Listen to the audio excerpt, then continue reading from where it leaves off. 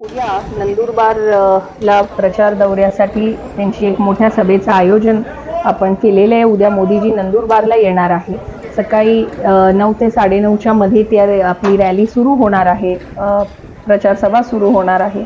आणि मोदीजींनी मागच्या 10 वर्षामध्ये नंदुरबार लोकसभा मतदारसंघाचे जे मूलभूत सुविधांचा प्रश्न होता तो केंद्र सरकारकडून भरघोस निधी आपल्याला देऊन अनेक महत्त्वाचे प्रश्न आपल्या मतदारसंघाचे मार्गी लावले आहे। आणि त्यामुळे देश स्वातंत्र्य झाल्यापासून बरेचसे गाव पाडे जिथे वीज पोचली नाही, रस्ते झाले नाही, अशा ठिकाणी सोयी सुविधा झालेल्या आहे। आणि त्यामुळे लोकांमध्ये प्रचंड उत्साह आणि आनंद आहे।